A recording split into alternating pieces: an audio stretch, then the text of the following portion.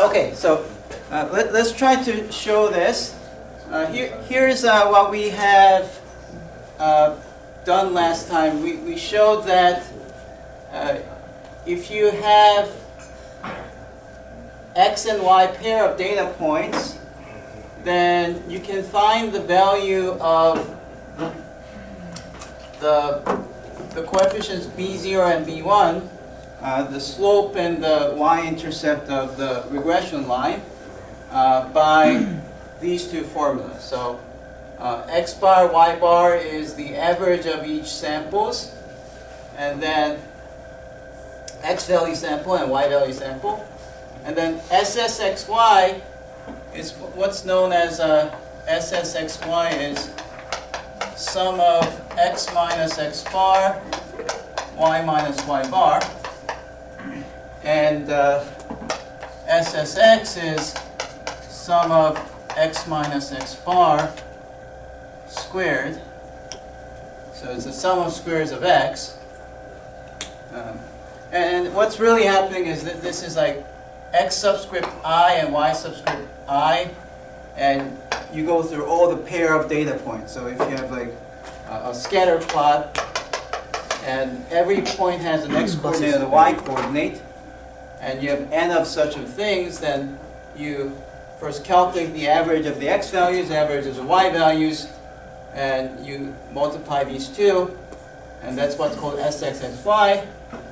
And if you also divide this by n, like taking an average, that's called the covariance. So if you took this top and bottom and divided both by n, then you get the covariance on the top and variance on the bottom. Okay, so that's where we stopped last time. And I also mentioned this identity that the difference between the y value and the average is same thing as the difference between y and the predicted y value from the regression, and y hat the predicted y value and the average. And this identity is true just algebraically, because if these two things are canceled, then you just get the identity. So there's nothing fancy about that identity. But if you square both sides and add them up, you can show the following. And this is not so straightforward, because when you square this, it's this square plus twice of this times that. So there should be an extra summation part which is missing. Okay? I have to show that that's equal to 0 in order for this to be proved. So going from here to there is not straightforward. I do want to show you that. But I also want to explain the meaning of this identity. If you divide this by n, that's the variance of y, right? So this part is almost like this one, except that instead of x you have y. So this is what's known as sum of squares of y. And this one is the difference between the actual y and the predicted y value. So this is what's called the residual, or the error of your regression. So this value is the error, the difference between your prediction and the actual value. And you're taking error squared. It's the sum of squares of error, so it's sum of squares of error. And then this is the regression's variance, right? So you could say that this is more like a sum of squares of y hat. That's another way to say. That's because average of the predicted value also agrees with the average of the y value. So because of this, if you were to write this down, it's the same thing as that. But instead of that, people usually write it as sum of squares of the regression. Okay, so SSR is sum of squares of the regression. So that's what this identity is showing. And later on, I can there's something important that I have to explain from here. So there is a reason why I want this. But let me first try to prove that this is true. Okay. So let's proof. Now step 1, I want to show that sum of y minus y hat and then y hat minus y bar is equal to 0. Okay? I want to show that this is equal to 0. Now to do that, I need to replace y hat by this, but furthermore, since b0 is y bar minus b1 x bar, let me rewrite this as y hat equal to y bar minus b1 x bar plus b1x. So this is the one that I'm going to plug in instead of the y hats here and there. Okay? So let's continue. Summation. So it's going to be y minus y hat and then plus b1 x bar minus b1 x.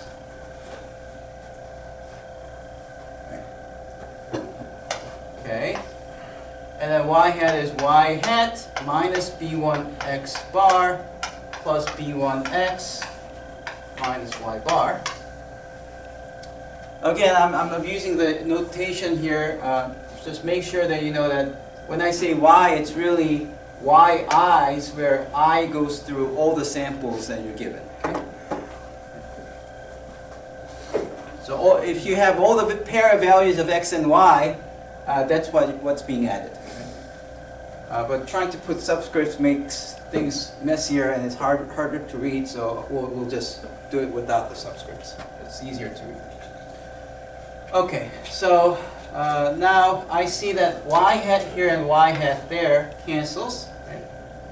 And then I see that we have summation of y minus y hat times b1 times x minus x hat.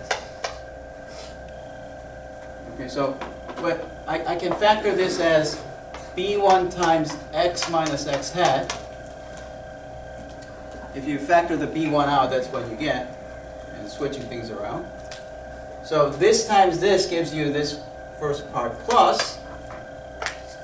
The next part is y minus, no, it's b1, actually there's a minus b1 x minus x bar, and then times b1 times x minus x bar. Okay. So all I did was I just simply expanded, and then I can further split this summation into two summations where b1 can be pulled out and then b1 squared can be pulled out. Let's see what we have. So we have b1 pulled out is summation of y minus y hat, x minus x hat, and then b1 squared is pulled out, summation of x minus x hat, not hat, sorry, x bar. Yeah. Y minus y bar times x minus x bar, x minus x bar squared. Okay, now let's see if you know the terminology now. What is this thing called again? SSXY. That's good. Yeah. So that's SSXY, and then I can replace B1 by SSXY over SSX. So I have SSXY over SSX, replacing B1, times, and this much is SSXY. Minus, again, B1 will be replaced by SSXY over SSX squared. And what is this thing called? SSX. SSX. And now if you square both top and bottom and cancel one of the SSX's, then they are exactly the same, right? You see that? So this is going to be 0. So we see that that's equal to 0. And then we can continue the proof over here. So therefore, summation of y minus y bar squared is summation of y minus y hat, parenthesis, plus y hat minus y bar squared. Right? All I'm doing is I'm just taking square. This identity is just straightforward. There's nothing to prove. This is always true. And you just take square here, square there, and you're adding up all the values of x and y. So that's what we get. But then if you expand this, if you FOIL that out, what do you get? You get y minus y hat squared. Right? Plus, so what's the formula? A plus b squared? What's that? This is a squared Plus 2ab 2ab plus b squared. plus b squared. So I'm just applying this. So this squared plus this times this twice.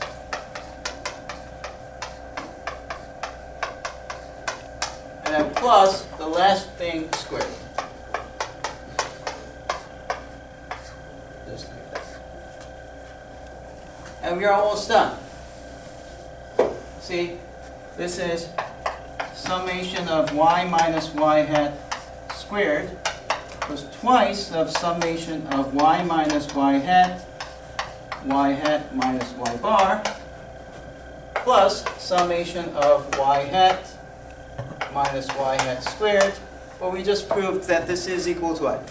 0. Is 0, right? So that's 0, and therefore we've shown that the sum of squares of xy, so this left thing, which is sum of squares of y, the sum of squares of y is same as sum of squares of the error plus sum of squares of the regression. Okay? All good? All right. So now let me elaborate this, what the meaning of this is.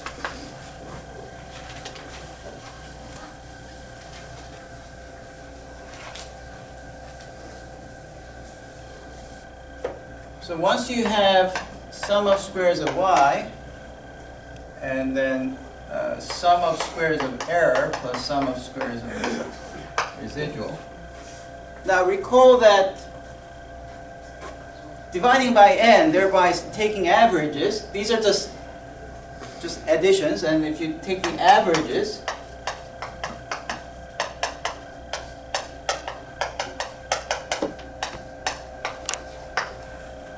this gives you the variance.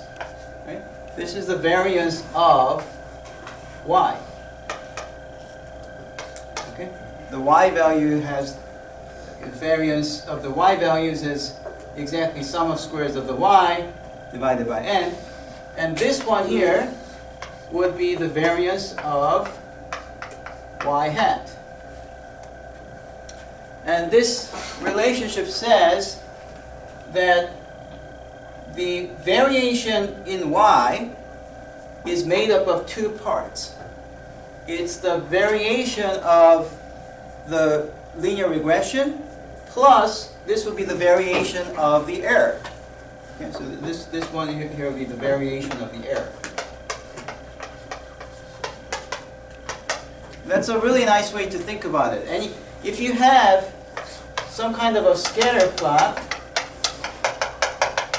which is somewhat correlated, and you draw a linear regression, then the amount of the y values, the y values will, every point will have a y value, right?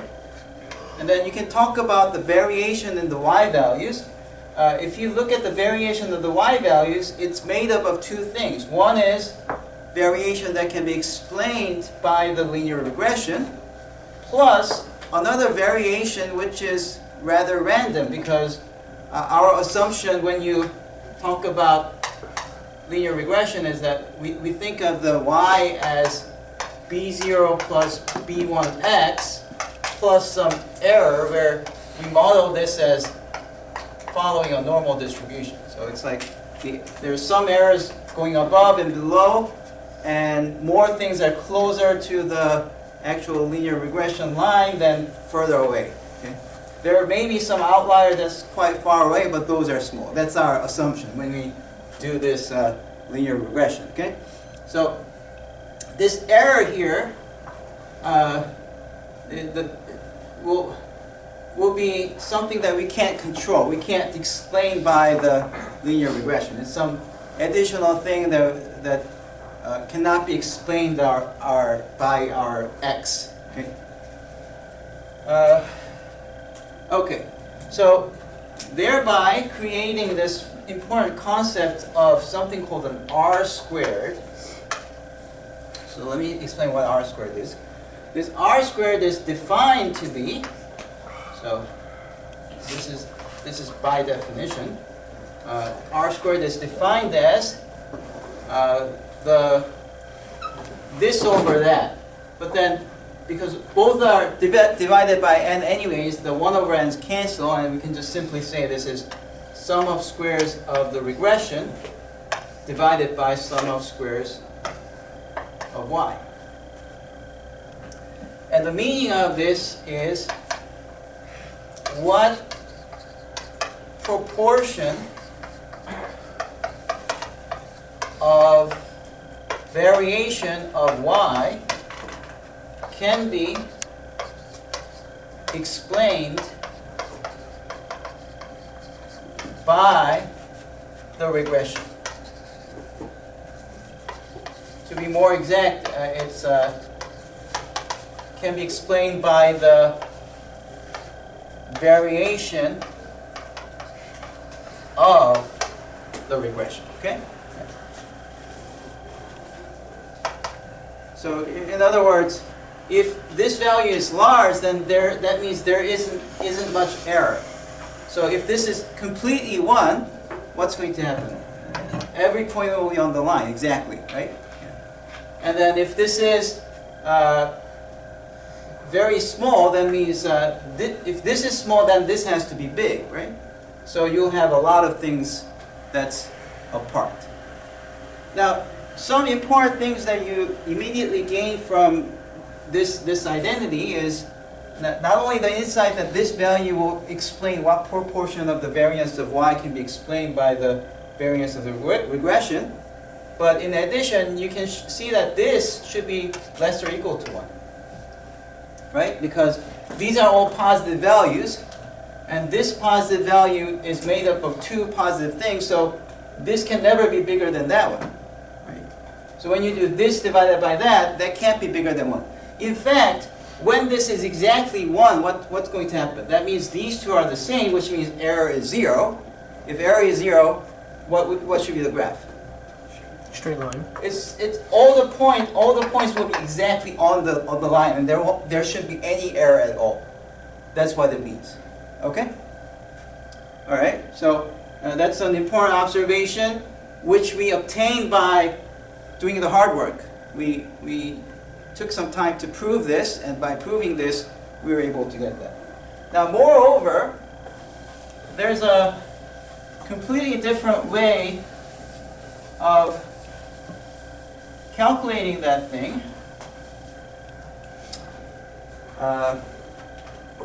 So let's write down SSR in a different way. So SSR, our definition was this is y hat minus y bar squared, and you're adding them. You can again plug in this identity into here and see what happens. It's summation of y bar minus b1 x bar plus b1 x minus y bar squared, and y bar cancels away, and what you get is you get summation of b1 x minus x bar squared. Okay, that means b1 squared can be pulled outside, right? What about what's inside? X minus x bar squared. What is this equal? SSX. SSX, right? And then b1x, b1, we plug that in, so we have SSXY divided by SSX squared times SSX so that this is going to be SSXY squared divided by SSX. After canceling one of the SSX's out, that's what you get, which means that your R squared has a nice formula, which is SSXY divided by SSX SSY. Right? Because, look, we just figured out that SSR is this much, and then that has to be divided by SSY, so SSY now goes in the denominator. I wonder if anyone notices what this is.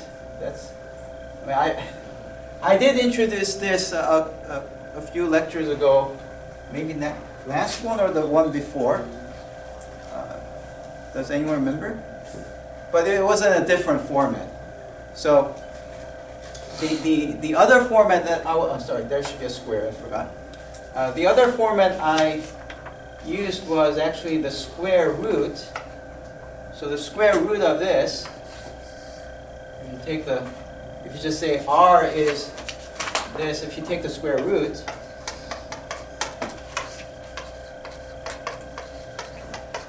and then furthermore, if you divide this by 1 over n squared and 1 over n and 1 over n, what are these? This is The x hat. the variance of x. This is the variance of y. And this will be this is 1 over n SSXY squared. What is this? That's the covariance. Yeah. So you get the covariance. So what happens is that the square root cancels, so you get covariance of xy divided by, this is the variance, but square root of the variance is the standard deviation, right? And again, standard deviation of y. This is the form I wrote down. Oh, is the correlation coefficient? That's the correlation coefficient, exactly. Very good, okay? So, I explained that correlation coefficient is a way to normalize the covariance so that it's unit-free. It doesn't depend on the unit of measurement. And it will be positive if they're if the slopes go this way. If it will be negative if the regression line goes this way, right? And this is the value. So what we just figured out is that this capital R squared that I was talking about is really equal to small r squared, where small r is the correlation coefficient. This is what we call R, which is the correlation coefficient. And then by putting them together, we actually figure out something even more than, we now know more about R squared than before, because I just proved that R squared cannot be more than 1, right? So this correlation coefficient cannot be more than 1 either, nor can it be less than -1. So by showing that this is less or equals to 1, we now know that this correlation coefficient R is a value between 1 and -1. It can never go above 1 or below -1, or else if you square them, it will be bigger than 1. So it doesn't make sense, right? If correlation coefficient was -2, it can't be, because if you square that, R squared will be 4. Doesn't make sense, okay? So it has to be like that. And moreover, if it's exactly 1 or exactly -1, what happens? All the points should be exactly on the line. That's the additional thing that we just learned, okay? So this simple relationship that SSY is SSE plus SSR actually allows you to gain a whole lot of insight of what's going on when you have a regression line. It tells you how much error there could be, how much is explained by the regression line, and then it also tells you the properties of the correlation coefficient itself, that the value should be -1 and 1, and especially when it's like exactly 1, it has to be lying on the straight line.